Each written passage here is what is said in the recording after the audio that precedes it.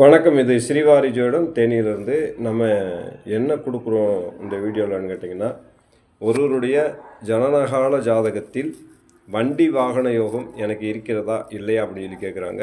அவருக்கு வண்டி வாகன யோகம் எப்படி கிடைக்கும், அவர்களுடைய ஜாதகத்தில் எவ்வாறு அந்த வண்டி வாகன யோகம் என்பது இருக்கிறது என்பதை பற்றி தான் அந்த வீடியோவில் பார்க்கலாம். அதாவது சுக்கிரன் நாளிலிருந்து ஜென்மனுக்கு வாகன பூமி யோகம் உண்டாகும். அதாவது சுக்கிரன் 4ஆம் இடத்துல இருந்தால் ஒருவருடைய ஜாதகத்தில் ஜனனகால ஜாதகத்தில் அவருக்கு வண்டி வாகனம் கார் எல்லாமே இருக்குது அப்படின்னு சொல்லி அந்த மோட்டார் சம்மந்தப்பட்ட விஷயங்கள் எல்லாமே அந்த 4ஆம் இடத்து அதிபதியை வச்சு சொல்லலாம்.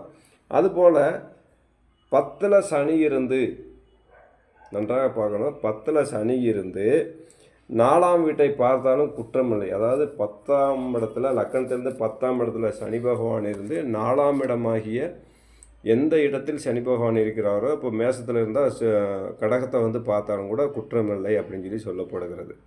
அதுபோல் மேசத்திலிருந்து 4ஆம் இடத்தில் இருக்கக்கூடிய அந்த சுக்கிரனை அவர் பார்த்தாலும் குற்றமில்லை என்று சொல்லப்படுகிறது.